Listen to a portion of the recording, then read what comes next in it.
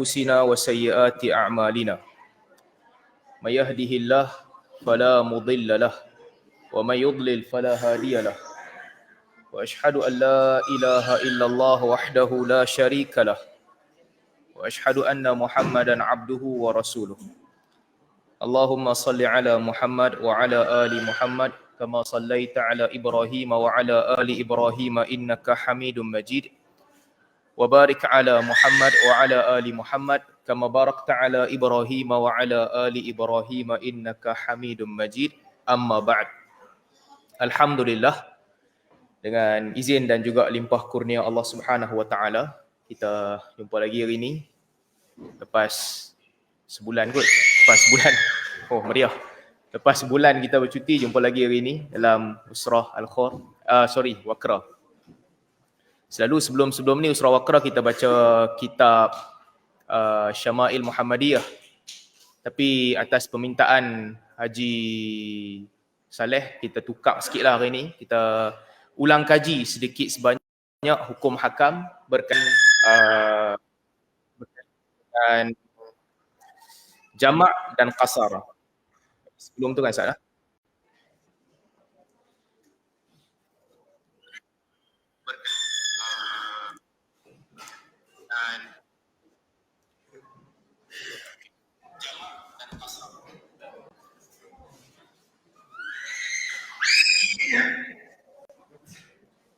Okey, baik.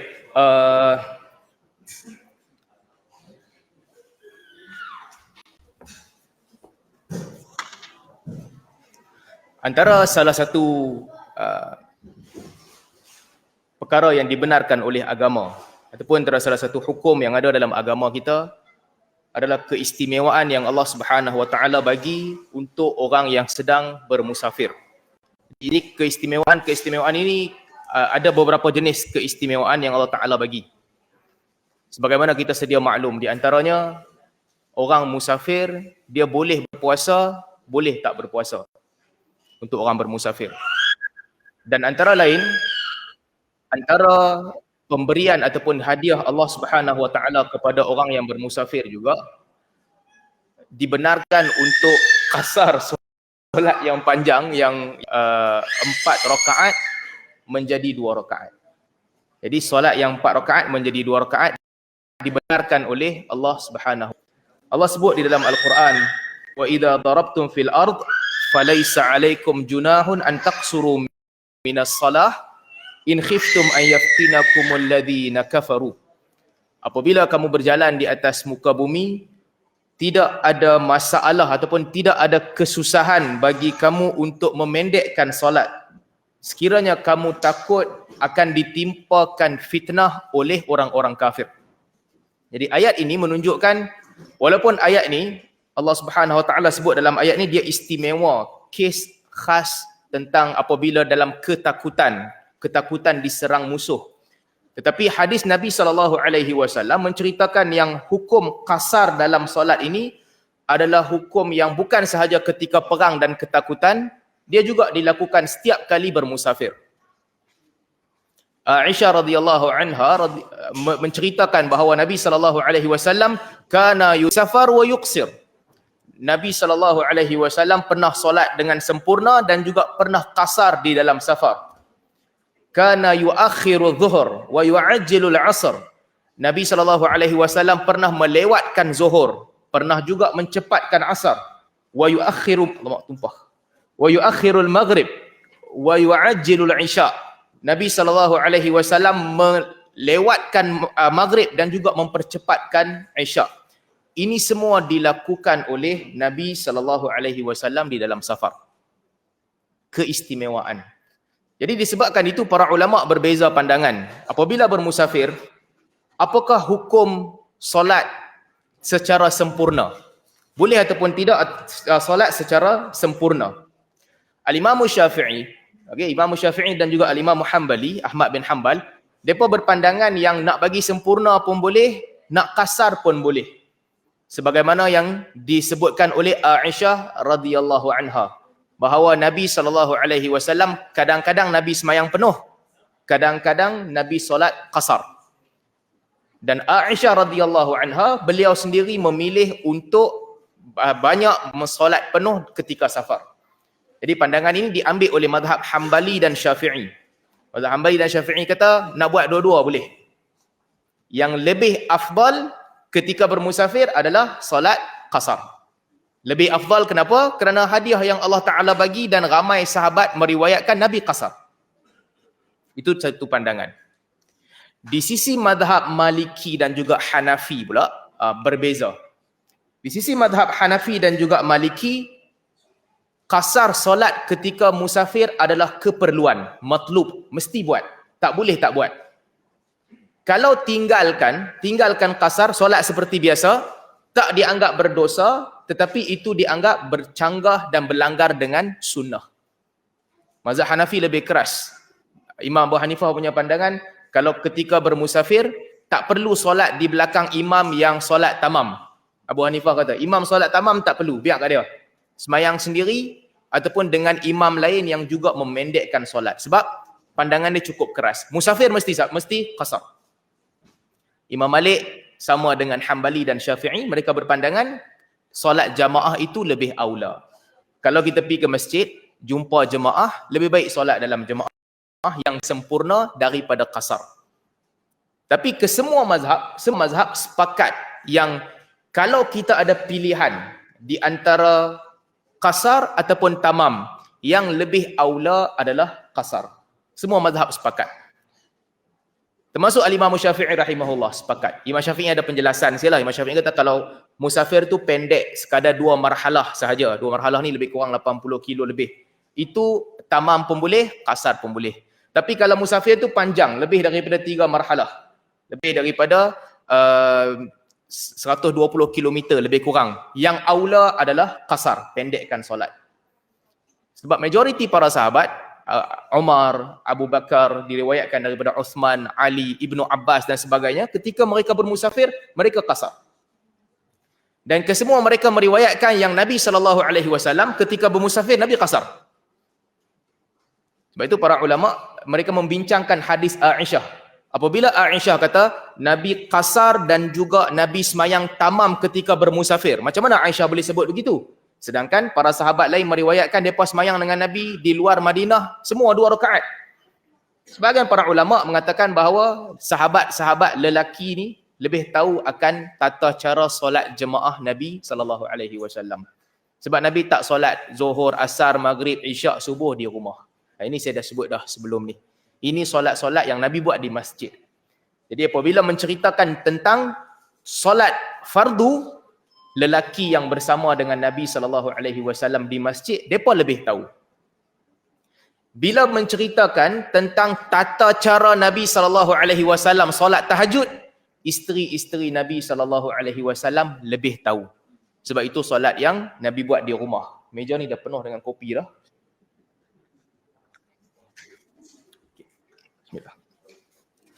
Baik, sambung cerita kita.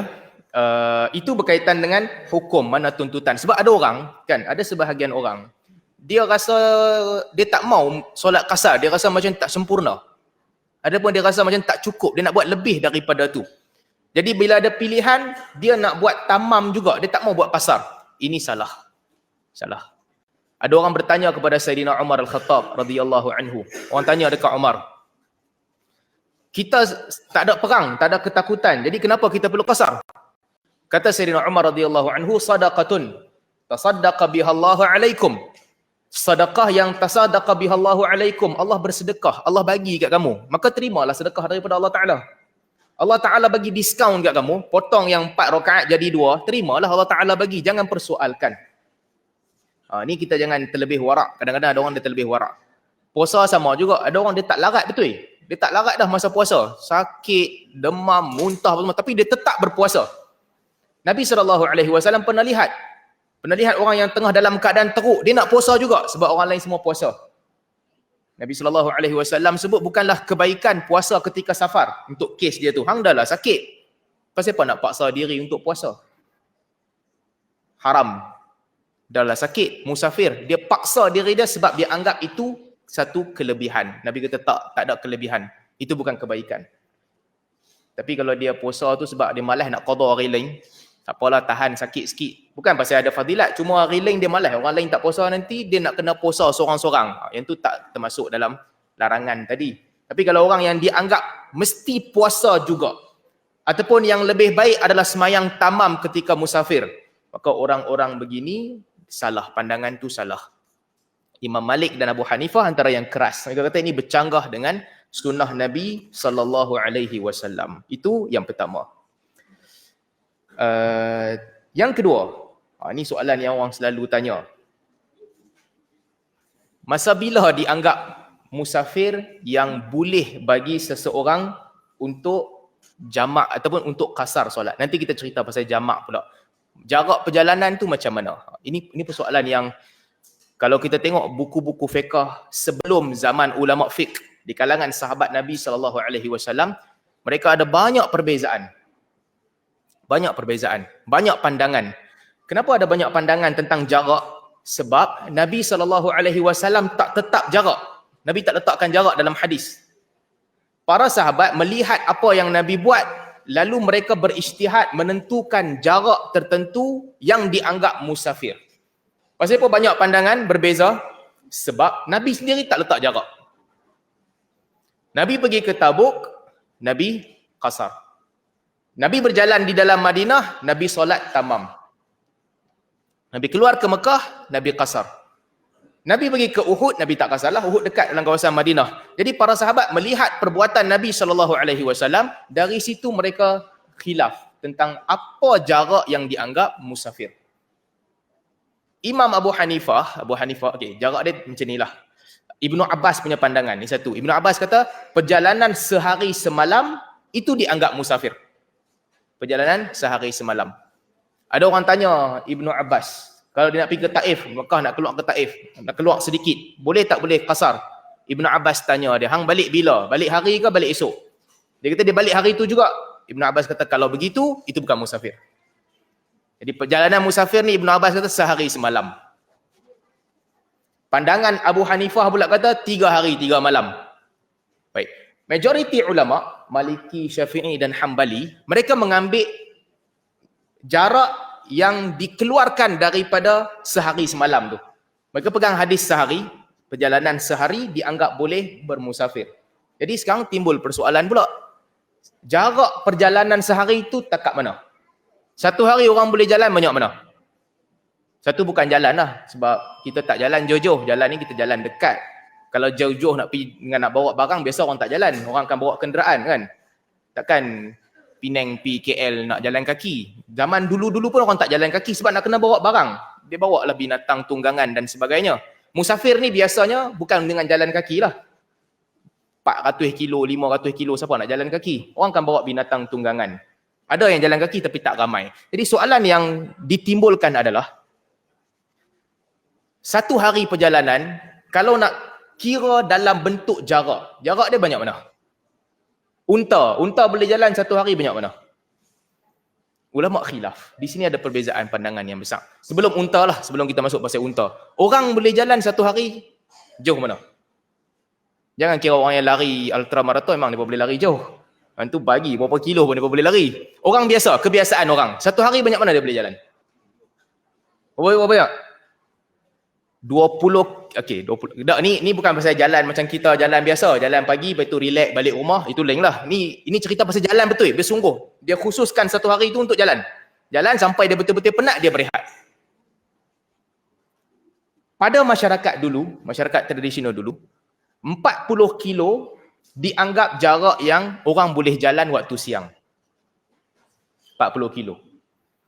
40 kilo ni lebih kurang kalau dia jalan dengan speed 4, speed 5, berhenti 8 jam. Lebih kurang 8 jam perjalanan, 40 kilo. Unta pula, unta punya perjalanan, ni cerita pasal jarak sikit sebelum kita nak masuk panjang ni. Orang Arab jahiliah dulu, sampai zaman Islam, dan juga budaya-budaya lain sama juga. Orang kira jarak, dia pakai ukuran yang dikenali oleh badan manusia. Zaman tu badan manusia. Tu nak ukur macam mana? Satu jengkal. Kan kalau kecil satu jengkal. Besar sikit pada satu jengkal jadi satu hasta, zira'. Sebahagian orang kata satu zirah bersamaan dengan dua jengkal. Jadi dia ada collaboration lah di antara jengkal dan juga hasta. Okey, shibran zira'a. Daripada sini ukuran itu dibesarkan.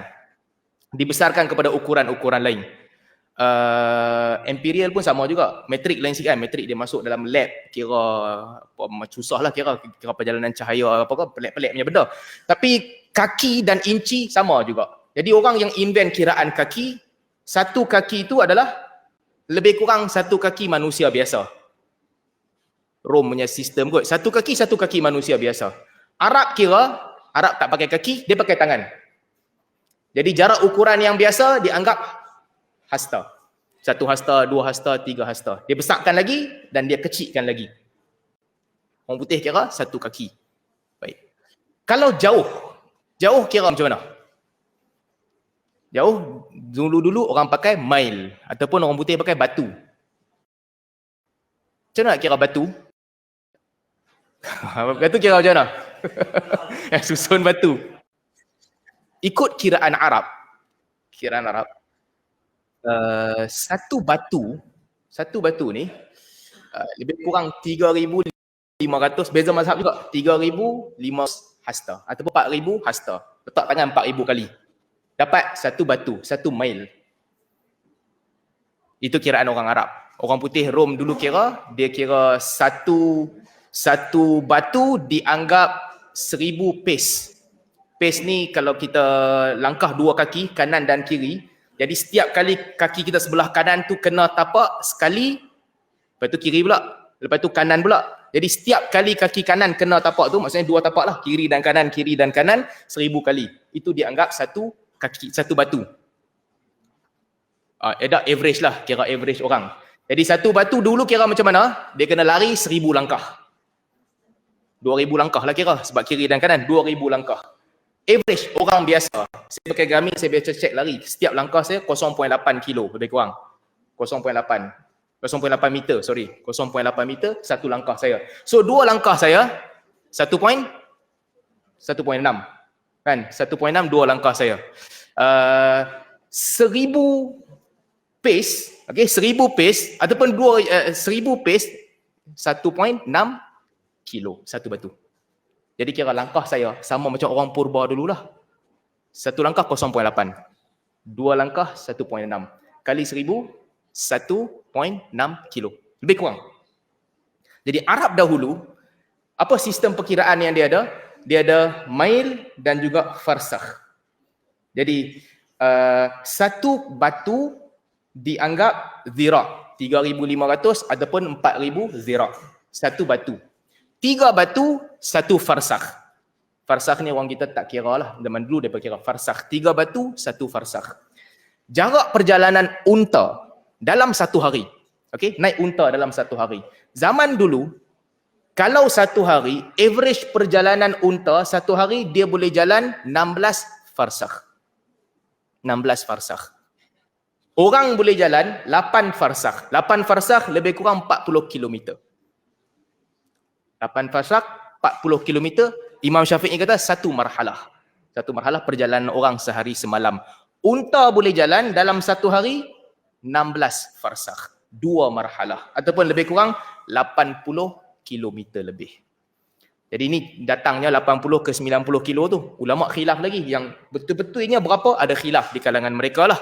Tapi asalnya nak kiranya macam mana? Sebab para sahabat menceritakan bahawa Nabi SAW keluar daripada Madinah, Nabi bermusafir. Dalam hadis lain, Nabi kata tidak halal bagi perempuan bermusafir sehari semalam melainkan dengan mahram. Maka para sahabat kata sehari semalam itu dianggap musafir. Para ulama bila mereka buat keluar hukum, mereka kata jarak perjalanan sehari semalam adalah 16 farsakh. Okay, 16 farsakh. Ataupun lebih kurang 80 kilometer lebih. Itu jarak perjalanan musafir. Sebenarnya kalau kira-kira ni kan, perkiraan ni, kita dah biasa dengan sentimeter, meter, kilometer, meter lah dengan meter, tapi asalnya dulu-dulu sistem tu susah bagi orang sebab orang dulu dia tak ada benda, dia tengok tangan dengan kaki dia aja.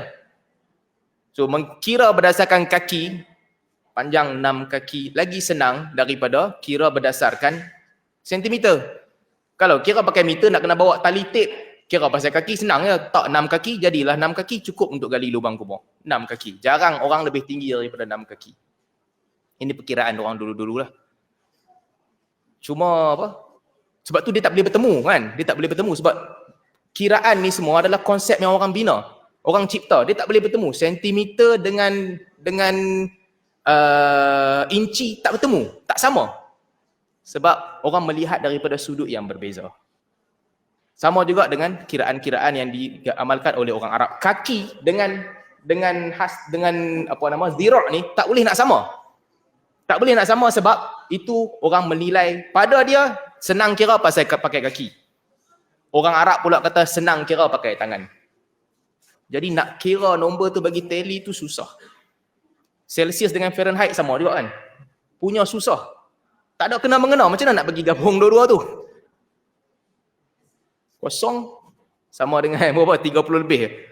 Punya jauh beza. Jadi itu perkiraan orang dulu-dululah, perkiraan mereka.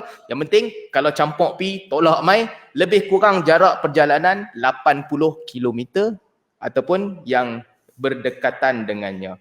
Jadi jarak itu adalah jarak yang boleh qasar solat. Mazhab Hanafi lain pula. Mazhab Hanafi berpandangan dia bukan tentang jarak, tetapi yang diambil kira adalah hari perjalanan itu. Hari perjalanan yang dia jalan. Pada bila-bila masa sekalipun, kalau perjalanan itu biasa dijalan dalam masa 3 hari, maka itulah dianggap jarak untuk membolehkan orang bermusafir. Jadi dia lebih luas. Cuma mazhab-mazhab lain berpandangan, tanpa mengambil kira laju, tanpa mengambil kira apa perkiraan lain, kalau cukup kilometer jarak tu, cukup jarak, itu telah memadai. Dulunya 80 kilo, 1 hari jalan, naik unta. 2 hari jalan kaki. Sekarang 80 kilo, orang yang duk kerja kat Darussalam, tiap hari dia pergi, dia balik. Daripada Wakra pergi Darussalam, tiap hari dia pergi, dia balik. Akan timbul persoalan, boleh ke tak boleh dia nak jamak solat, dia pergi dan balik? Boleh ke tak boleh? Macam mana? Boleh tak boleh?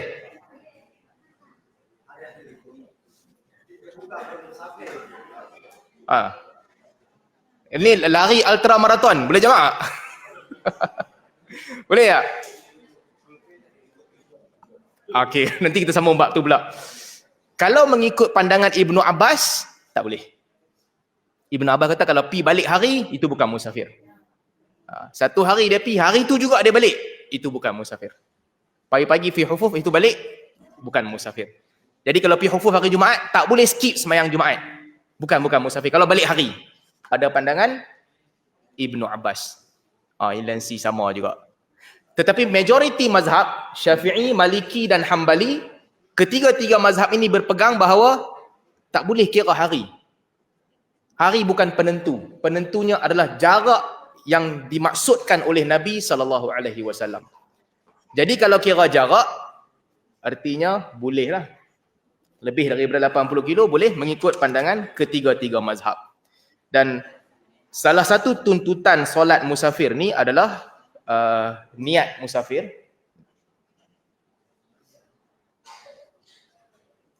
Kena ada niat lah.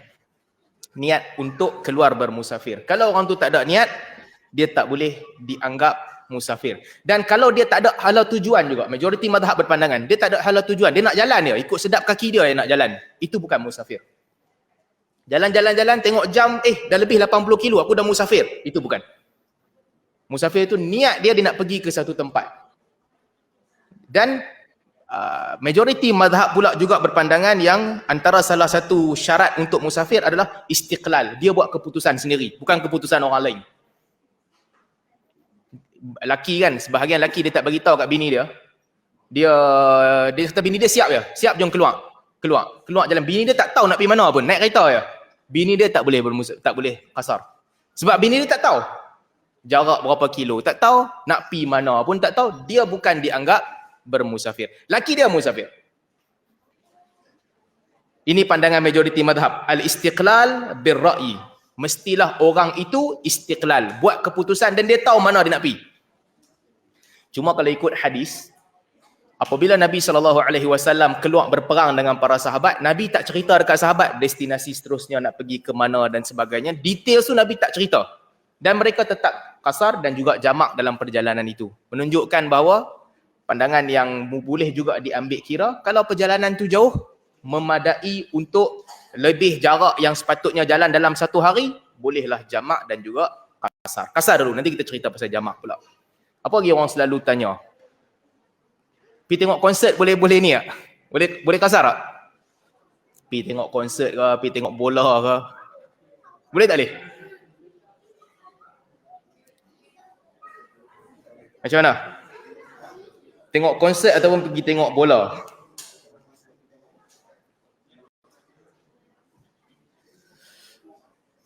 Okey, sebelum konsert dan bola, dia kan cerita pasal hukum dulu. Perjalanan tu memang haram, nak pergi main judi. Konsert, orang cerita, ada orang kata haram. Ada orang kata saya tak buat apa-apa pun, saya masuk, saya duduk keliling saya semua jantina yang sama. Saya tak pegang jantina lain pun. Cuma saya tengok dia tu menyanyi, lepas tu saya balik. Ni cerita panjang. Tapi memang perjalanan ni, katakanlah perjalanan tu haram betul. Haram punya perjalanan. Dia pergi main judi ke, ataupun orang upah dia pergi bunuh orang. Dia pergi bunuh orang. Apa-apa perjalanan yang memang haram. Boleh tak boleh nak kasar? Boleh tak boleh nak terima hadiah yang Allah Ta'ala bagi? Boleh tak? Ulama' berbeza pandangan juga. Okay? Di sini para ulama' berbeza pandangan. Imam Syafi'i rahimahullah dan juga Imam Ahmad rahimahullah berpandangan bahawa perjalanan maksiat tak boleh kasar. Syafi'i dan Hambali kata tak boleh kasar. Hadiah yang Allah Ta'ala bagi ni hanya boleh diterima apabila orang tu melakukan ibadat kepada Allah Ta'ala. Logiknya simple lah, takkan nak ambil hadiah daripada Allah Ta'ala untuk hang pergi buat maksiat kepada Allah Ta'ala. Syafi'i dan Hambali kata tak boleh. Kalau perjalanan itu haram. Tetapi Imam Malik dan juga Abu Hanifah kata perjalanan tu haram ke, halal ke, dosa ke, pahala ke, yang penting nama ya jalan, boleh kasar solat. Itu musafir. Kalau dia pergi buat kerja haram dekat situ, dia berdosa sebab dia buat kerja haram. Tapi perjalanan itu dianggap bermusafir dan dia layak mendapat kelebihan-kelebihan yang Allah Ta'ala beri kepada musafir. Orang yang bermusafir. Pandangan peribadi saya, wallahu a'lam. Dalam bab ini, Nabi SAW tidak tentukan jenis perjalanan yang boleh kasar. Dalam hadis tak disebut. Ia datang daripada ijtihad para a'immah. Mereka berijtihad. Jadi yang lebih tepat dalam bab ini, kalau dia jalan, apa sahaja jalan, solat yang 4, dia potonglah jadi 2. Kalau perjalanan itu maksiat, dia dosa di atas maksiat tu lah. Tapi kalau perjalanan tu bukan maksiat, memang tak ada masalah lah. Baik. Tu orang kan baru ni kat Malaysia konsert kan, orang dah cerita, pergi konsert, tengok konsert, boleh ke tak boleh nak kasar? Katakanlah negara tu mazhab Syafi'i. Di Malaysia mazhab Syafi'i. Nak pergi tengok konsert Coldplay ke? Yang baru ni. Coldplay. Saya tak tengok, saya tak ambil tahu yang lagu-lagu orang putih ni. Nak pergi tengok konsert Coldplay tu. Tu orang kata, mufti dia kata tak boleh. Jadi kalau orang tu dia pilih nak pergi juga. Boleh tak boleh dia jamak dan kasar? Kalau dia ikut mazhab Syafi'i. Kalau dia ikut fatwa mufti yang kata kat dia haram. Katakanlah dia ikut fatwa mufti yang kata haram. Tak boleh lah untuk dia. Untuk dia tak boleh lah kalau haram. Kalau mufti kata haram. Tapi bagi orang tu bila dia pikir-pikir, dia kata apa yang haram aku buat? Iyalah. Ada orang lain buat benda haram, tapi aku tak buat benda haram. Dia kata begitu. Maka pada dia boleh kasar. Cerita pasal konsert ni. Cerita. Keluar tajuk sikit. Saya baru ni pergi, sama juga, lagu orang putih pun saya tak dengar, lagu Arab pun saya tak dengar juga. Jadi baru ni saya pergi Istanbul. Duduk dengan kawan seorang, budak Qatari ni. Pergi, buah saya lah, dia duduk dalam kereta, masuk dalam kereta dengan dia untuk meeting. Dia tengah dengar satu lagu Arab. Sambil dengar tu dia duduk bebel lah, tengoklah Saudi lah ni dah buat konsert apa semua, dia buat konsert dah orang duduk menyanyi apa semua ramai-ramai, sambil dia duduk dengar lagu Arab tu lah. Saya pun masuk dalam kereta tu duduk dengan dia. Ini first time saya tengok, saya tak pernah tengok dalam YouTube pun, tak pernah tengok lagu Arab, tapi tengok dia punya setup ni memang power gila. Ada piano dekat 10 biji, ada macam-macam orkestra yang ramai, puluhan ribu orang duduk. Puluhan ribu orang. Ramai orang, berpuluh ribu penyanyi tu. Abdul Majid Abdullah. Ramai betul orang dan setup yang memang power. Jadi sambil duk sembang-sembang dengan dia tu, Abdul Majid Abdullah ni umur 60 lebih dah, 61. Kalau kat Malaysia ni kira standard Jamal Abdillah M. Nasir punya standard lah. Saya duk sembang-sembang dengan bos ni, dia cerita, dengar dia menyanyi. Lagu saya terdengar tu terhafal lah lagu dia. Tajuk dia Syuayyah min ardi Miknas. Lebih kurang lah. Syuayyah min ardi Miknas. Apa lirik dia? Wastil aswaq yughanni ish'alan nasi minni ish'alayya minan nas. Ish'alayya ana minan nas, ish'alayya 'alan nasi minni. Saya duk dengar dia menyanyi tu. Lagu ni dia punya lirik power gila. Syuayyah min ardi Miknas, satu orang tua yang berada di negeri Miknas. Miknas ni negeri Maghribi lah, Miknas. Wastil aswaq yughanni, sedang menyanyi di tengah-tengah pasar. Mush'alayya ana minan nas, aku tak ambil tahu, tak sibuk urusan orang lain. Mush'alan nasi minni, dan orang pun jangan sibuk, jangan ambil tahu urusan aku. Lirik dia power. Mush'alayka ya sahib min jami'il khalaiq. Wahai kawan, engkau jangan sibuk dengan urusan manusia kebanyakannya. Lupa dah, tapi lebih kurang panjang lah. Tapi lirik dia bagus. Jangan sibuk urusan orang, jangan ambil tahu urusan orang. Tengoklah aku satu orang tua yang hidup berbekalkan tongkat, dan juga aku hidup beginilah di negeri ini. Keadaan aku tidak ada masalah langsung. Aku tak pernah ambil tahu urusan orang. Dan apabila suara dia menyanyi, kedengaran dia menyanyi di pasar-pasar, orang akan toleh kepala untuk dengar. Bila dengar ni, ayat dia power. Ayat dia power. Ramai orang dengar. Ni keluar tajuk sikit lah cerita pasal konsert ni. Saya baru perasan kan, Arab ni, ramainya orang ni, depa hiburan depa bahasa bagus. Bahasa bagus. Bila bahasa dia bagus, dia tak perlu penyanyi yang menjerit tu hoyong-hayang. Kan dia tak perlu penyanyi yang menjerit sampai nak pecah peti suara, dia tak buat macam tu. Laki tu umur 60 lebih, budak-budak muda duk dengar, duk ulang perkataan dia. Mush'alayya ana minan nas, mush'alan nasi minni. Aku tak ambil tahu urusan orang ramai pun tak payah nak sibuk urusan aku. Lirik yang bagus, budak-budak muda boleh dengar. Satu orang tua menyanyi. Orang tua. Imam Syafi'i sebut, kan, kalau perasan kita cerita pasal kuliah Imam Syafi'i dulu. Sebelum Imam Syafi'i, masa dia kecil-kecil, dia pergi ke semua kabilah-kabilah Arab untuk mempelajari bahasa mereka, perkataan mereka. Dia belajar mereka. Perkataan ni menjadikan orang kuat. Dia ada perkataan, ayat-ayat yang bagus. Kan Hindustan pun sama juga dulu kan. Penyanyi tu Lata Mangeshkar umur dekat 70. Umur 60 lebih, 70 masa dia duduk menyanyi lagu Hindustan ni. Bubur muka pelakon muda-muda je. Pelakon muda-muda elok, tapi suara dia yang umur 60.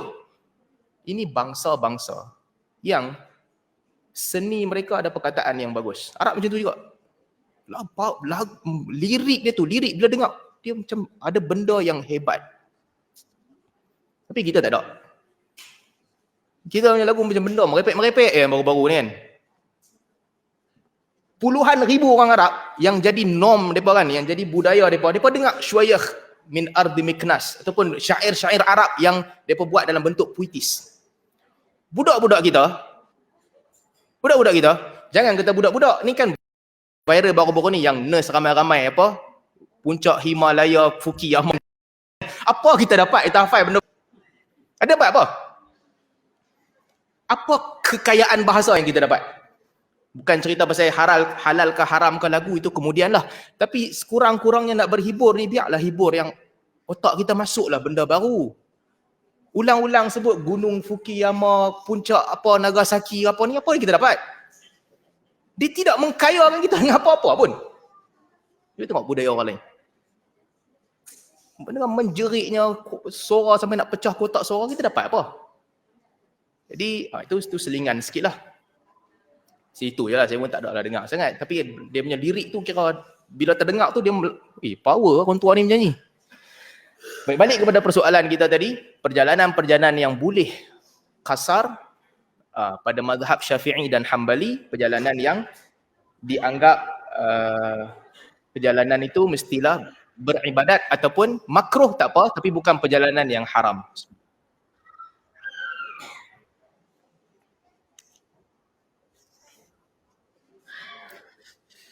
Bila orang boleh mula qasar? Ni satu persoalan juga.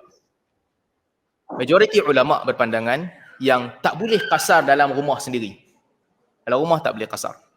Melainkan seingat saya ada satu qaul Sayyidina Ali sahaja yang berpandangan yang bila dia ada niat qasar, dia ada niat musafir, dia boleh qasar.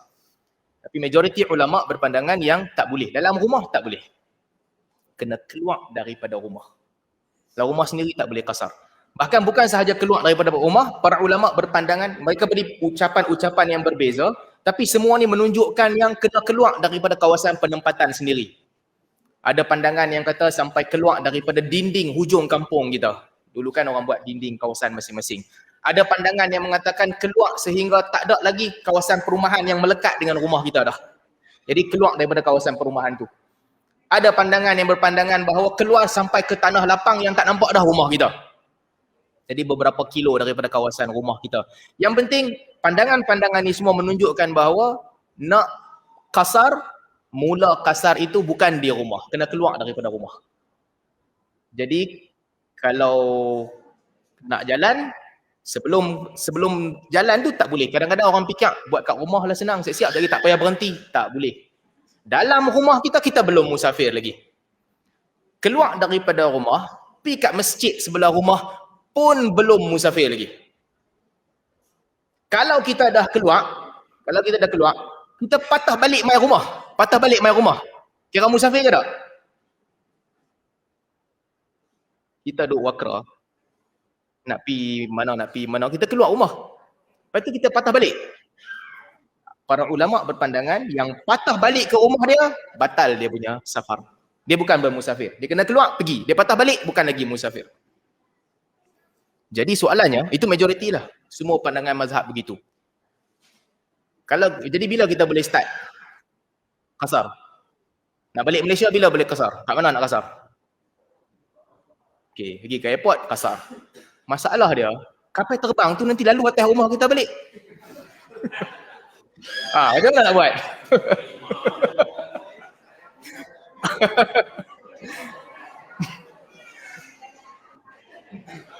Kalau qasar kat airport, kapal terbang tu nanti lalu kat rumah. Ini ulama silam tak bahas lah. Ulama silam. Sebab zaman mereka tak ada kapal terbang lagi. Mereka tak ada gambaran lagi orang boleh travel dengan cara. Jadi mereka sekadar membayangkan yang balik ke rumah bukan dianggap musafir. Batal safar. Tak ada. Keluar balik baru dianggap musafir semula. Sebab itu keempat-empat mazhab punya pandangan begitu. Dia agak ketat dalam bab ini. Cuma isu yang baru timbul sekarang ini, kalau naik kapal terbang macam mana? Kapal terbang tu kita pergi airport. Selagi airport tu lalu atas rumah kita balik. Macam mana kalau kita dah jamak dan qasar sebelum dia lalu atas rumah kita? Maka dalam bab ini, wallahu a'lam, bolehlah kita gunakan kaedah. Abu Hanifah guna kaedah istihsan. Istihsan ni artinya keluar daripada kaedah umum syarak, keluar daripada kaedah apabila kaedah itu nampak macam tidak sempurna dan tidak tepat. Tak kena, kaedah tu tak kena. Jadi untuk memudahkan orang, apabila dia dah keluar daripada rumah dia, tak kira lah kalau kapal terbang tu lalu atas rumah dia balik ke, dia sampai ke airport tu, dia telah pun dianggap mula musafir. Boleh dah jamak. Dan salah satu lagi perkara penting untuk qasar ni, itu untuk jamak nanti lah, jamak nanti kita cerita kemudian, dia kena gabung dua-dua solat serentak. Tapi untuk qasar, dia mula keluar daripada rumah, dia telah pun boleh qasar solat dia, kawasan rumah dia. Apa lagi yang ada? Berapa lama ni soalan yang orang selalu tanya. Berapa lama boleh qasar?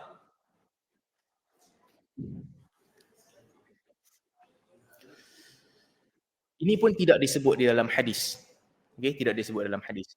Majoriti pandangan mazhab antaranya Imam Syafi'i dan juga Imam Malik. Mereka berpandangan yang apabila dia ada niat iqamah 3 hari ataupun 4 hari, tak termasuk hari masuk dan keluar, itu telah pun dianggap bukan lagi musafir. Apabila dia iqamah di tempat itu untuk tempoh masa yang lebih daripada 3-4 hari, bukan lagi musafir. Abu Hanifah berpandangan, pandangan Abu Hanifah 15 hari.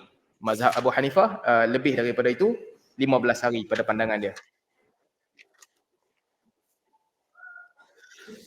Nabi SAW sendiri, okey, Nabi SAW. Nabi pernah bermusafir paling panjang mungkin ketika Fathul Makkah, ketika Tabuk. Ada yang riwayat katakan 19 hari, ada riwayat katakan 15 hari. Tidak disebutkan had ataupun limit yang Nabi letak berapa hari, Nabi tak sebut. Dalam hadis Nabi SAW tak sebut. Para sahabat berbeza pandangan. Sa'id bin Musayyib, seorang tabi'in, pandangan dia kata 5 hari. 5 hari boleh. 5 hari campur hari masuk dan hari keluar, boleh musafir. Lebih daripada itu, bukan lagi musafir, muqim. Jadi ini pandangan yang besar. Semua pandangan saya secara peribadi memandangkan Nabi SAW pernah buat sampai berbelas-belas hari, 19 hari. Maka menunjukkan bahawa pandangan Abu Hanifah dalam bab ni ada asas. Berapa lama yang kira musafir ni? Itu Nabi buat 19 hari, tapi Nabi tak kata limit. Limit Nabi SAW tak sebut. 2 tahun boleh tak? 2 tahun. Kena secondment kat mana-mana 2 tahun, dia musafir 2 tahun. Sembahyang Jumaat pun tak pergi, jamak yang panjang. Boleh ke tak boleh? 2 tahun tak boleh lah, panjang sangat. Baik. Yang dinamakan musafir adalah orang yang dia ada zad wa mata'. Dia bawa bekalan. Bila dia bawa bekalan, dan dia hidup dengan bekalan tu, itu musafir. Macam? Yalah dah, maksud dia baju dia bawa. Dia bawa beg baju dia. Dengan bekalan itulah dia hidup. Bekalan yang dia bawa itulah dia hidup. Itu musafir. Tak kira lah kalau dia beli kat Shopee ke, dia tambah tengah-tengah bagi barang banyak, termasuk jugalah. Tapi selagi mana dia hidup dengan bekalan yang dia bawa, itu musafir. Jadi kalau tuan-tuan pergi travel 2 minggu, bawa family, jalan sana, jalan sini, bawa beg tu, baju yang dalam beg tu jugalah pakai, itu musafir. Itu masih lagi musafir. Mengikut pandangan Abu Hanifah sebut maksimum 15 hari, tetapi itu masih lagi dinamakan safar, dinamakan rihlah. Tapi kalau kita settle down di satu tempat, kita bukan lagi, kita dah ada almari kita sendiri, kita beli barang sendiri, kita masak sendiri, kita ada dapur sendiri, kita ada hidup sebagaimana hidup orang lain. Orang kampung tu kenal kita, dia anggap kita sebahagian daripada penduduk tu, mesyuarat JKKK dia panggil kita, pagi-pagi dia sembang dengan kita, tempat tu jadi macam tempat kita tinggal. Itu bukan musafir lah. Ini bukan musafir. Sekejap orang tak kenal, macam mana orang nak kenal? Melainkan dia tu memang dia suka sembang orang, pergi sana dia sembang, main sini dia sembang, orang kenal lah. Tak, itu tak kira lah, tak kira. Setiap tahun tak kira. Tapi ini artinya dia duduk, dia menetap di tempat itu. Dia menetap. Jadi iqamah, tempat yang kita tinggal. Kita pergi ke satu tempat, kita hidup dengan bekalan kita, dengan bekalan yang kita bawa, kita musafir. Tapi kita pergi satu tempat bukan lagi dengan bekalan yang kita bawa. Kita pergi ke tempat itu dalam keadaan di situlah kita settle down betul-betul. Kita bukan musafir. Balik Malaysia 3-4 hari, musafir ke tak? Balik Malaysia seminggu lah, musafir ke tak? Musafir. Walaupun rumah tu nama kita, bil TMB nama kita, tapi kita balik seminggu, habis tu kita belah pergi tempat lain, kita musafir.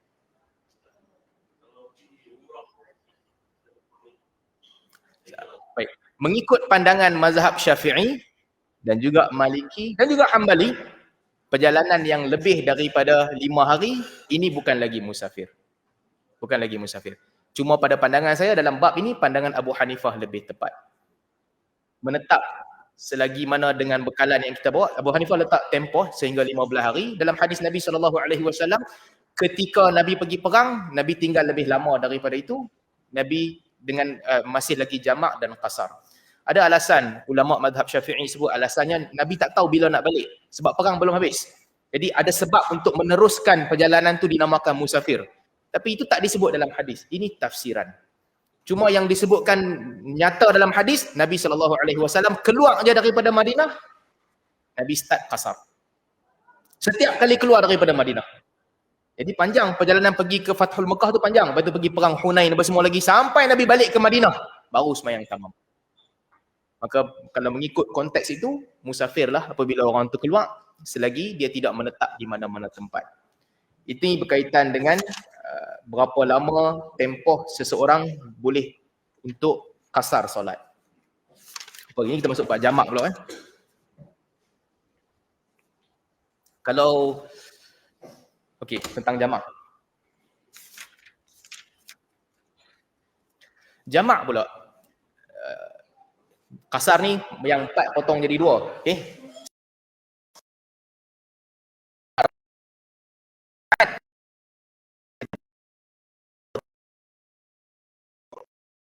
Dia satu yang dituntut mengikut.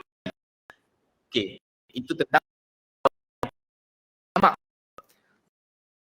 Sepakat bahawa jamak bukan tuntutan bila ada keperluan. Ya?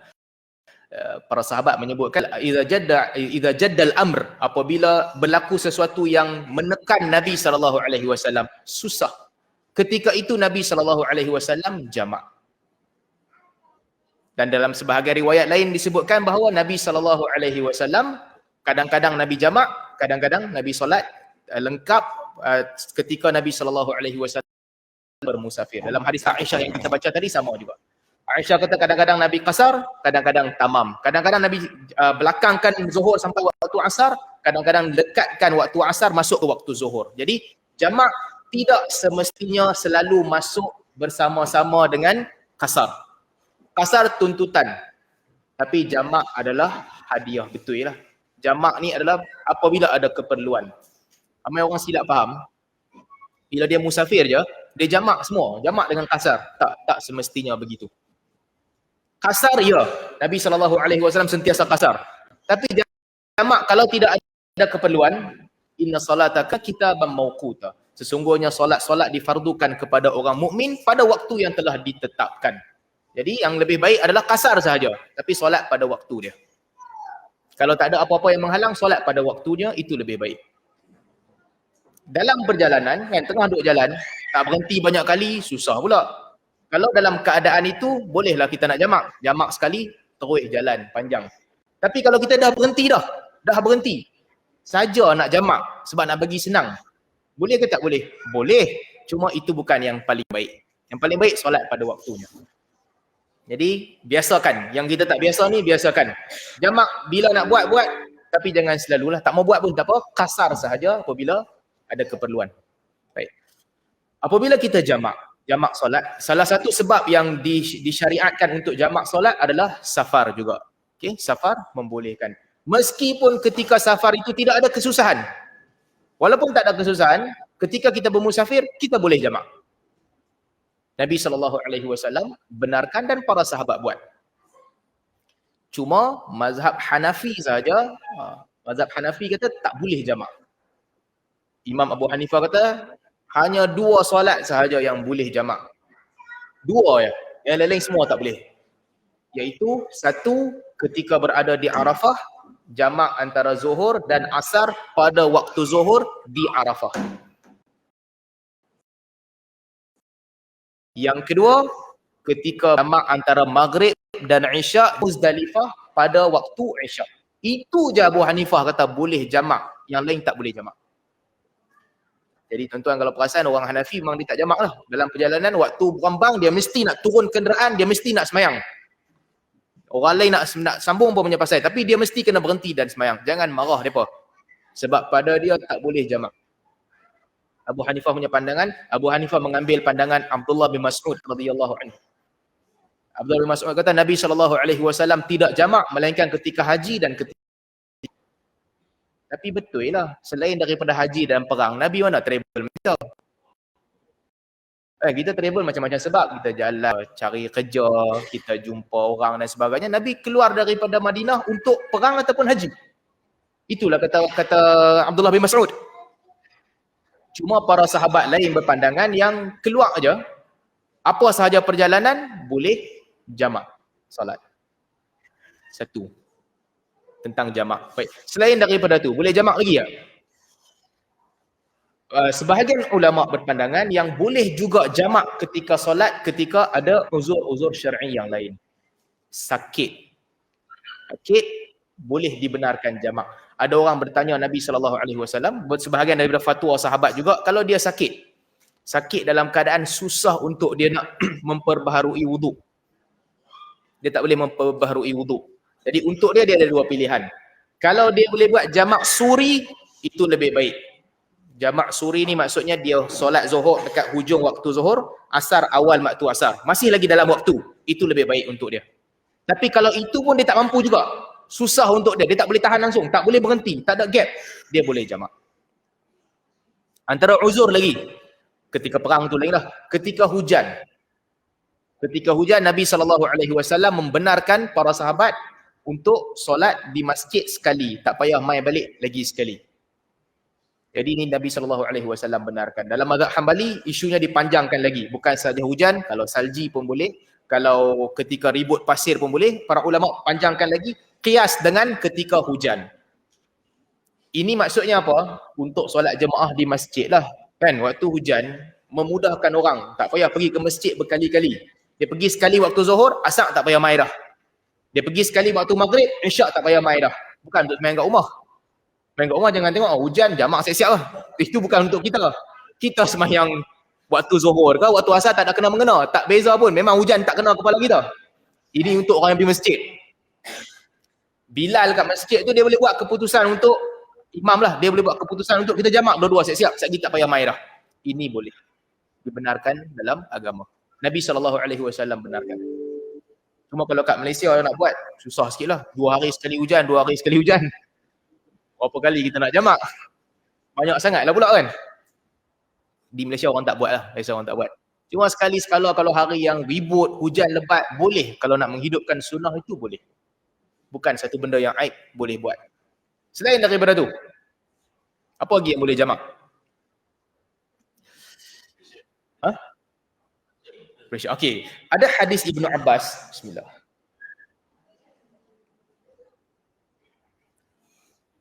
Riwayat Imam Muslim. Ibnu Abbas sebut dalam riwayat Imam Muslim.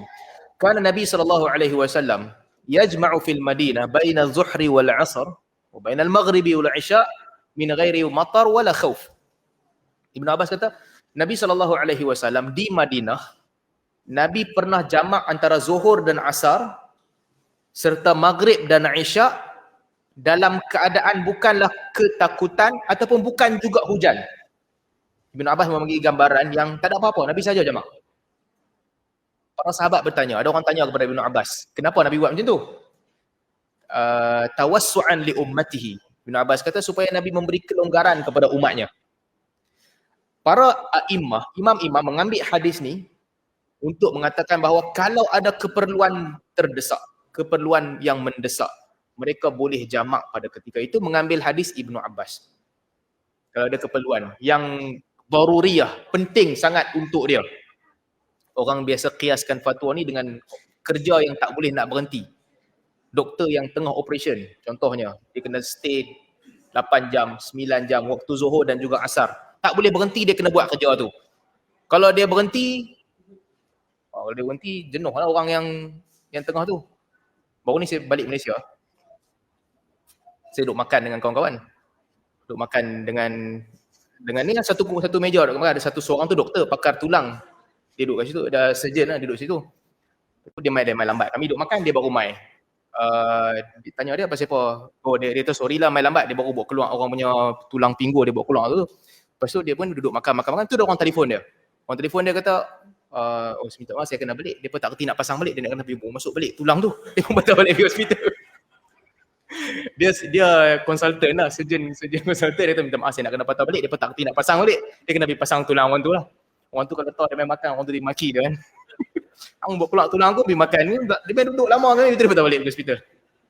Jadi kalau orang yang kerja gitu, orang yang kerja macam tu, tak boleh nak berhenti. Tak ada pilihan. Dia boleh lah.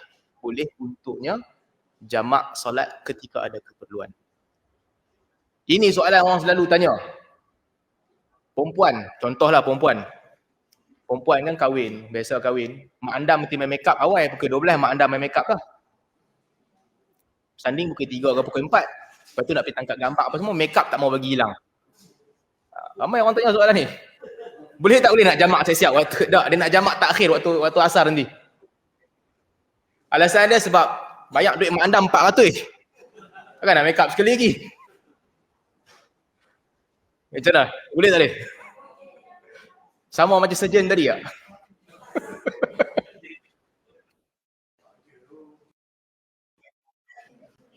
Ini isu ikut ke semua mazhab ke semua mazhab itu bukan daruriyat lah. Ini bukan satu keperluan. Ini hang yang cari saja nak make up. Itu kalau mak andam perempuan, kalau mak andam pondan apatah lagi. Ada dua kali salah.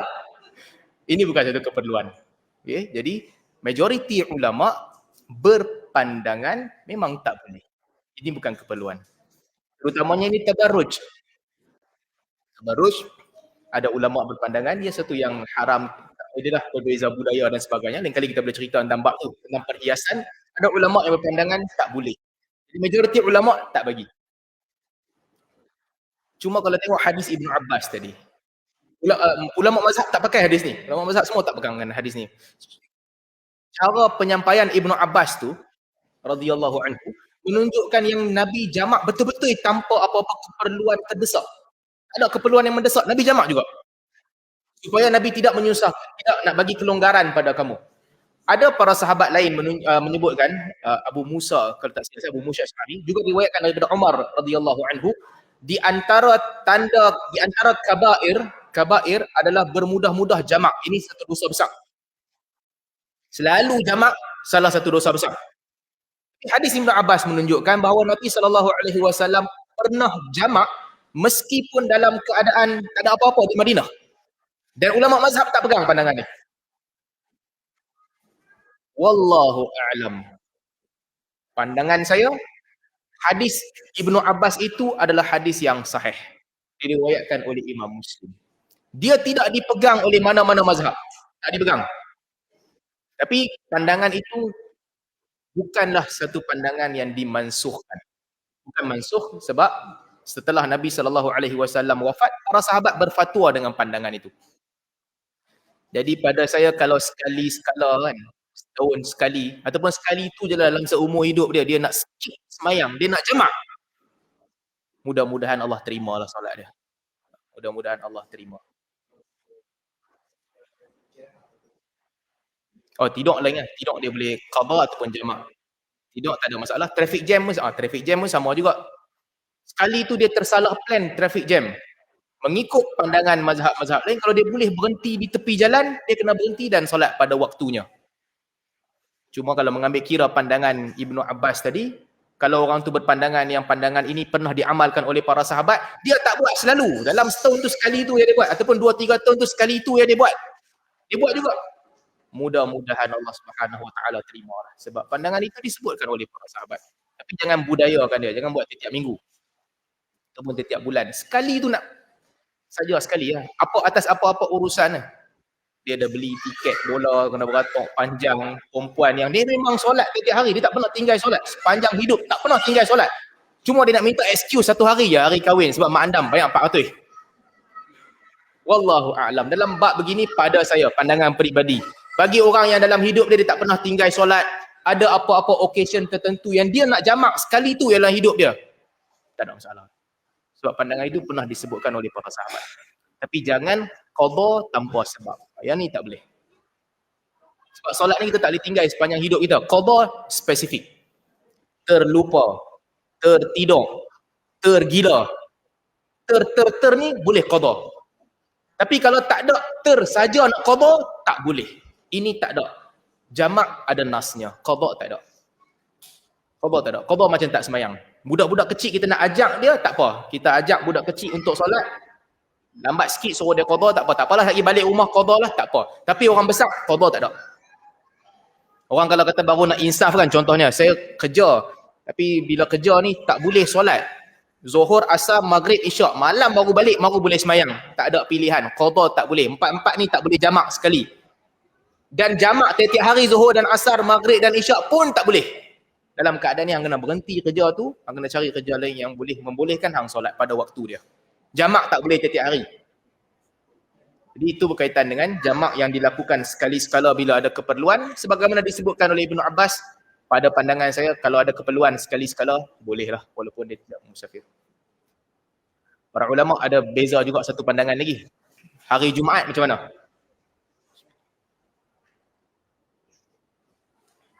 Boleh tak jamak Jumaat dengan asar? Jamak Jumaat dengan asar. Ulama khilaf, ada perbezaan pandangan. Cuma dalam bab ini, Al-Imam Syafi'i rahimahullah pandangan yang tidak ada masalah. Sebab Jumaat itu ganti bagi Zuhur. Semua hukum yang kena pada Zuhur, kena juga pada solat Jumaat. Antaranya boleh jamak di antara Zuhur dan Asar, sebagaimana boleh juga jamak di antara Jumaat dan Asar. Ada ulama yang strict. Nabi cuma kata Zuhur dan Asar sahaja. Selain daripada Zuhur dan Asar, tak boleh. Jadi kalau nak jamak juga, jangan pergi sembahyang Jumaat dengan imam. Ini nampak macam tak kena dengan ruh syarak. Solat berjemaah dengan imam, solat Jumaat itu lebih baik daripada kita solat sendiri di rumah. Jadi pandangan yang saya pilih dalam bab ini, boleh solat Jumaat, lepas tu jamak dengan asar, tidak ada masalah. Sebab hukum-hukum solat zuhur terkena pada solat Jumaat sebab dia menggantikan solat zuhur. Bezanya dia cuma 2 rakaat dan tambah dengan 2 khutbah. Zuhur tak ada 2 khutbah, 4 rakaat. Jadi itu boleh buatlah, tak ada masalah. Dah balik rumah last sekali sebelum kita buka soalan, dah sampai kat rumah tak boleh jamak, tak boleh qasar dah. Kalau nak jamak atas alasan tadi, sekali sekala, tak ada pilihan, itu lain cerita. Tapi qasar tak boleh bila dah sampai kat rumah. Jadi tuan-tuan kalau nak balik, sebelum sampai ke rumah, qasar siap-siap dan jamak siap-siap. Timbul soalan sama juga, kapal terbang tu lalu atas rumah dulu, lepas tu baru pergi airport. Kira dah balik ke belum? Belum ni. Majoriti mazhab berpandangan dah balik. Majoriti. Sebab zaman mereka tak ada kapal terbang lagi. Pada mereka, hang kalau masuk kampung hang, macam mana hang nak, apa alasan hang masuk kampung tapi tak balik rumah, hang pergi 40 kilo kat depan, lepas tu orang patah balik. Orang gila yang buat macam tu. Zaman ulama fiqh perbahasan dia macam tu lah. Hang dah lalu balik rumah, pasal apa yang hang tak balik rumah, yang hang pergi terus depan? Dia pun tak tahu ada kapal terbang, kena pergi depan dulu baru boleh turun patah balik. Zaman tu tak ada. Jadi sebab itu majoriti ulama mazhab berpandangan yang itu dah kira balik rumah dah lah. Lalu atas bumbung rumah, tak sampai rumah. Tetapi mengikut istihsan, kaedah yang lebih sesuai adalah itu belum balik rumah lagi lah. Belum dikira tamat musafir kita. Jadi bolehlah kita jamak dan qasar di airport sebelum sampai ke rumah. Bila sampai rumah, itu bukan lagi bermusafir. Dan bila nak jamak, dia mesti solat dua-dua serentak. Imam Syafi'i sebut, Imam Hanbali juga sebut. Majoriti mazhab menyebutkan perkara yang sama. Mesti serentak dua-dua. Zuhur dan asar serentak. Ketika zuhur dah niat siap-siap, lepas ni nak jamak dengan asar. Kalau nak jamak takhir, pada waktu awal tu dah niat siap-siap, aku nak semayang saat lagi. Jadi dia kena solat dua-dua. Kita tak boleh zuhur di rumah. Nanti sampai airport baru nak semayang asar pula. Pada waktu zuhur, tak sah. Kena dua-dua sekali, serentak. Mana dulu? Untuk jamak takdim, yang didahulukan adalah pada waktunya. Pada waktu zuhur, yang didahulukan waktu zuhur. Pada waktu asar, yang didahulukan solat asar. Untuk jamak takhir, pada pandangan Al-Imam Syafi'i, yang aula, yang lebih baik adalah dahulukan waktunya juga. Asar dulu, baru zuhur. Isyak dulu, baru maghrib. Pada pandangan Imam Syafi'i. Tetapi kalau dibuat sebaliknya untuk jamak takhir, dia mula dengan zuhur dan asar, maghrib dan isyak, itu sah pada kesemua mazhab. Cuma apa yang Nabi SAW sendiri buat, Nabi solat zuhur dulu, lepas tu asar. Ketika di Muzdalifah, Nabi solat maghrib dahulu, kemudian isyak. Menunjukkan yang hadis ni menunjukkan bahawa yang dahulu didahulukan, yang kemudian dikemudiankan. Jadi itu sedikit sebanyak tentang musafir, jamak dan qasar. Kalau ada soalan, kita buka soalan sikit. Kalau tak, kita berhenti takat ni lah kot. Hari ni macam ajak budak sekolah pula, satu-satu bab. Dia macam slow-slow.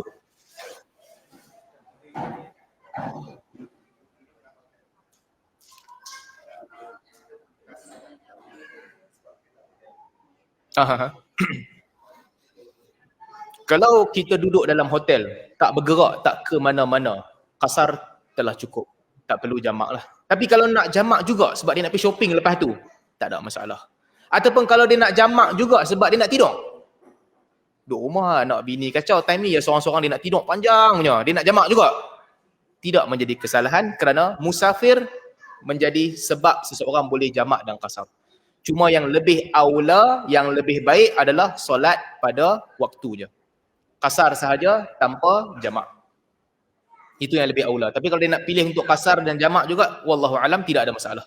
Itu juga dibenarkan.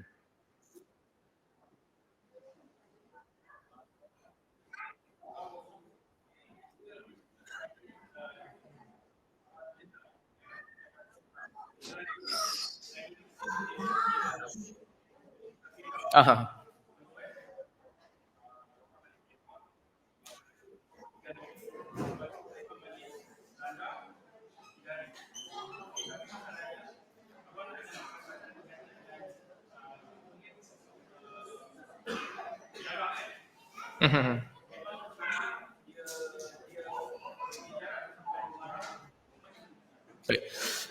Selagi mana dalam perjalanan dan tidak menetap daripada kita keluar tu sampai ke destinasi kita balik, selagi mana kita tak menetap di mana-mana untuk tempoh lebih daripada 3 hari campur hari masuk dan hari keluar, kita masih dianggap musafir. Jadi kalau sebulan ni saya keluar daripada Qatar, duduk Penang 3 hari, lepas tu pergi Sabah 3 hari, Kinabalu, lepas tu pergi Johor 3 hari, lepas tu pergi mana-mana 3 hari, lepas tu pergi Siam lagi 3 hari, sampai 2 bulan baru patah balik. Tapi tidak menetap di mana-mana, jalan je. Dia berjalan sahaja.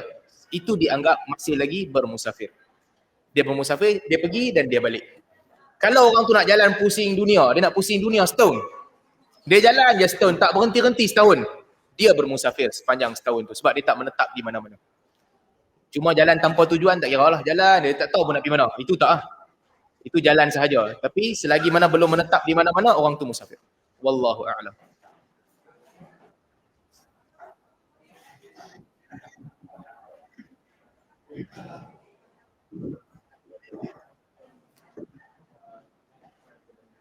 Okey. Siapa yang menentukan jarak? Dan siapa yang menentukan fatwa yang wajib diikut? Ini soalan luar tajuk tapi penting juga. Hukum apa yang kita kena ikut pemerintah? Ini penting. Hukum apa yang kita wajib ikut pemerintah? Satu, semua perkara yang melibatkan undang-undang yang pemerintah hukum, yang dia boleh hukum, kena ikut dia. Dia hukum kita kalau kita langgar dengan undang-undang tu, kena ikut dia. Tetapi, kalau kita langgar, dia berhak untuk hukum kita. Cuma kita berdosa ke tidak? Berdosa atau tidak, itu mengikut fatwa yang kita pegang. Pada perkara-perkara khilaf sebagai contoh. Contohlah saya bagi contoh. Kalau pemerintah berpandangan, zakat pendapatan wajib. Dia berpandangan zakat pendapatan wajib. Ini pandangan di Malaysia. Dia ikut pandangan Qaradawi. Di Qatar, zakat pendapatan tak wajib. Dia kata tak wajib, di Malaysia wajib. Baik. Kita tinggal di Malaysia. Kerajaan wajibkan bayar zakat pendapatan. Artinya, kita wajib bayar. Kalau kita tak bayar, kerajaan nak hukum kita. Dia dakwa kita di atas kesalahan tak bayar zakat, penjara 3 tahun ke apa-apa. Dia boleh buat. Dia ada hak untuk buat. Tapi kalau dia tak hukum kita, apakah kita dikira berdosa? Kita tak berdosa kalau kita berpegang dengan fatwa yang kata tak wajib. Boleh faham tak? Bab individu dia berpegang dengan apa yang kita yakin. Tetapi pemerintah dia nak menentukan halal dan haram dan hukuman, dia ikut fatwa dia. Dan kalau fatwa dia terkena pada kita kesalahan itu, dia boleh menghukum kita atas kesalahan tu. Kita tak boleh bagi alasan kata tak, pada aku tak wajib. Tak, walaupun pada hang tak wajib. Undang-undang gazetkan dia wajib dan hang tak bayar, hang boleh dihukum. Itu yang pertama. Yang kedua, semua yang berkaitan dengan akad. Ada kena mengena dengan akad. Akad dan pemerintah ada dia adalah regulator untuk akad tu. Kena ikut mazhab dia. Akad jual beli, dia adalah regulator, kena ikut dia. Contohnya, kita pegang mazhab Maliki. Tak ada waranti. Dalam mazhab Maliki kata, habis ya jual beli, dia boleh tamat sahaja, tak boleh nak pulangkan balik dah. Baik. Pemerintah pula pegang pandangan yang ada tempoh waranti dan sebagainya. Extended waranti, mereka panjangkan dan sebagainya, boleh pulangkan barang. Itu mazhab pemerintah. Atas apa kaedah yang dia pegang lah. Kita jadi penjual. Orang tu dia nak beli barang kat kita, lepas tu dia nak pulangkan balik. Dia nak pulangkan balik, aku tak setuju dengan barang ni, aku nak bagi balik kan. Kita tak boleh kata tak boleh. Pada pandangan aku pegang waranti tak wujud. Return back tak boleh. Tak, itu pemerintah buat urusan. Segala yang melibatkan akad pergi kepada dia. Undang-undang kata kena pulangkan balik, dia boleh pulangkan balik. Banyak kes yang jadi cerai 3, lafaz 3 serentak. Katakanlah orang tu dia pegang pandangan Ibnu Taimiyah yang katakan 3 serentak jatuh 1. Dia pergi ke mana-mana negeri di Malaysia kecuali Perlis yang katakan 3 serentak jatuh 3. Laki bini bergaduh. Laki dia marah kat bini dia, marah punya pasal dia kata aku ceraikan hang talak 3. Bini dia pergi mengadu dekat mahkamah, kata laki dia dah cerai talak 3. Mahkamah panggil laki dia, kata okeylah, ni bain, tak boleh nak rujuk balik. Laki dia kata, Sat, aku ikut mazhab Ibnu Taimiyah. 3 serentak jatuh 1, pada aku 1. Di sini nak pakai mazhab siapa? Ini ikut mazhab hakim. Bila urusan itu diangkat kepada pemerintah, hakim buat keputusan dan keputusan dia tu wajib diikut. Apa sahaja keputusan yang dia buat. Jadi hakim buat keputusan. Sama jugalah bab-bab nak pendaftaran anak, kahwin tak sampai 6 bulan. Tiba-tiba mengandung. Contoh, mengandung. Boleh tak boleh nak bin kepada bapa orang tu? Boleh tak boleh nak bin kepada laki yang ni? Laki kepada perempuan tu? Ini bukan ikut fatwa kita. Ini ikut hakim. Negara yang benarkan ataupun negeri yang benarkan, dia buat. Negara ataupun negeri yang tak benarkan, dia duduk di situ, dia daftar di situ, dia tak boleh buat. Jadi ini adalah bab-bab yang pemerintah buat keputusan. Tetapi selain daripada itu, ibadat-ibadat individu, semua orang ikut mufti yang dia belajar. Mazhab yang dia belajar, dia ikut guru dia. Sama juga tentang jarak untuk dibenarkan jamak dan qasar dan sebagainya, ini ikut di mana dia belajar dan dia ikut pandangan guru yang ajak dia lah. Ini pemerintah tak boleh wajibkan. Dalam ibadat, pemerintah tak boleh wajibkan orang. Semua orang boleh buat urusan sendiri. Masjid, pemerintah boleh kawal. Masjid dia boleh kawal. Tapi ibadat individu, itu pemerintah tak boleh kawal. Contohlah, pemerintah buat undang-undang, katakan negeri itu mazhab Syafi'i. Imam masjid mesti buat kunut, maka imam masjid mesti buat kunut. Kalau siapa tak puas hati, dia tak mau buat kunut, tak apa, hang jangan jadi imam. Ambil tempat lain. Sebab pemerintah, pengawal masjid, dia tentukan undang-undang masjid. Jadi pemerintah berhak untuk turunkan imam yang tak mau baca kunut. Di negeri yang baca kunut tu wajib. Sebaliknya pun sama juga. Kalau di negeri yang kata kunut itu tidak disunahkan dalam solat subuh, imam tu nak baca juga, pemerintah ada hak untuk kata hang jangan jadi imam. Ini bidang kuasa pemerintah, jaga masjid. Tetapi perihal individu, ini pemerintah tak boleh buat apa-apa. Ini individu. Orang tu dia pegang, dia tak mau baca kunut. Imam baca kunut, dia duduk, tangan dia keras ya di bawah. Pemerintah tak boleh kacau dia. Ataupun dia pegang dengan mazhab, aku baca kunut tapi aku berpegang dengan pandangan yang tangan tak angkat. Pun pemerintah tak boleh kacau dia. Pemerintah tak boleh kacau dia. Ataupun dia nak baca kunut juga. Dia nak baca kunut juga. Imam dah rukuk, cepat-cepat dia baca panjang doa kunut, lambat sikit rukuk, baru dia rukuk. Pemerintah tak boleh kacau dia. Ini urusan individu.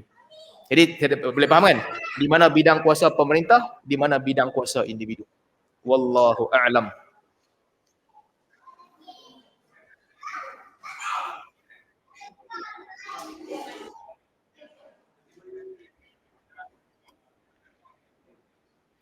Berlaku di Selangor. Oh, ni dulu lah, satu ni.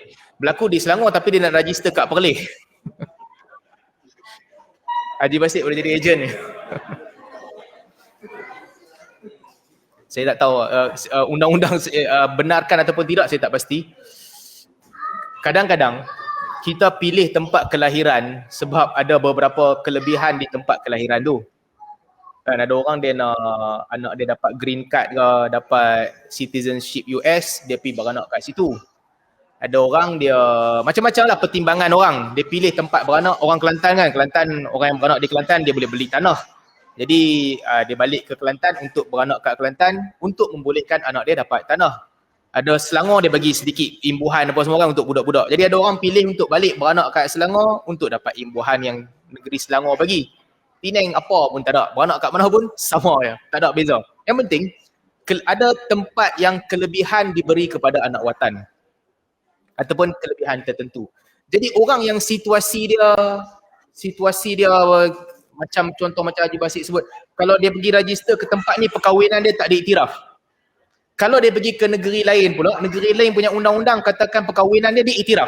Contohnya, dia pilih untuk register di negeri lain ataupun ketika kelahiran tu dia pergi beranak kat negeri lain. Ini pertimbangan masing-masing yang dia berhak.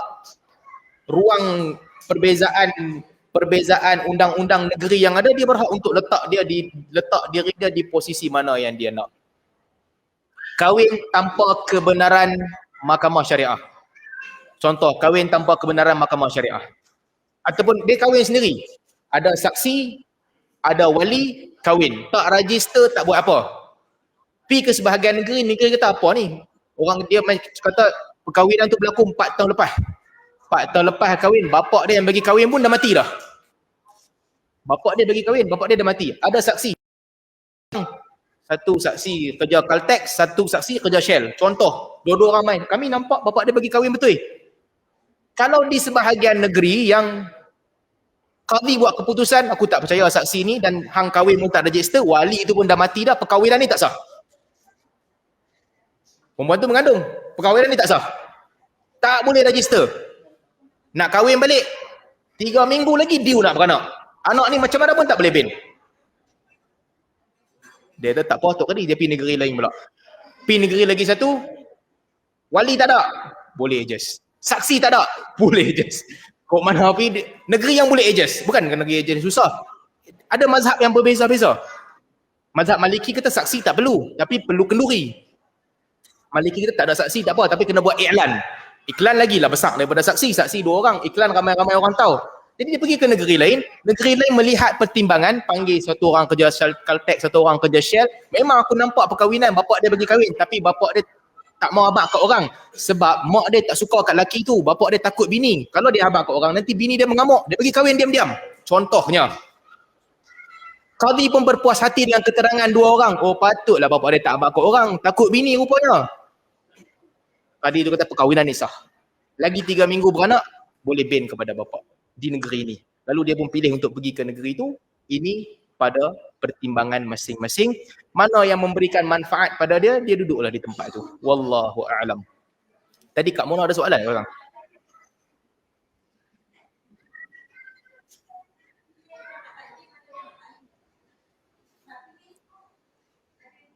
Okey. Satu pilihan yang ditentukan oleh Nabi SAW ketika di Arafah dan Muzdalifah. Itu jangan ubah, tak boleh ubah. Itu Nabi SAW tetapkan. Di Arafah takdim, di Muzdalifah takhir. Selain daripada itu, sebagaimana kata Aisyah radhiyallahu anha, kana yuakhiru zuhur wa yuajjilu al-asr wa yuakhiru al-maghrib wa yuajjilu al-isya. Kadang-kadang Nabi bagi lambat zuhur, kadang-kadang Nabi bagi cepat asar. Kadang-kadang Nabi bagi lambat maghrib, kadang-kadang Nabi bagi cepat isya. Jadi dalam bab ini ada keluasan, dia boleh pilih mana-mana yang bersesuaian dengan dia punya perjalanan dan dia punya aturan ketika bermusafir. Tak ada fadilat di mana-mana, mana dia buat lebih terpulang pada dia. Kalau orang tu jenis dia suka buat kerja cepat-cepat, awal takut tak kalut awal-awal, dia nak buat takdim sahaja, terpulang pada dia. Kalau orang tu dia suka buat kerja last minute, tak apa, boleh ikut. Dia nak buat hujung-hujung pun boleh juga, terpulang pada pertimbangan masing-masing selagi mana dalam waktu yang dibenarkan. Wallahu a'lam.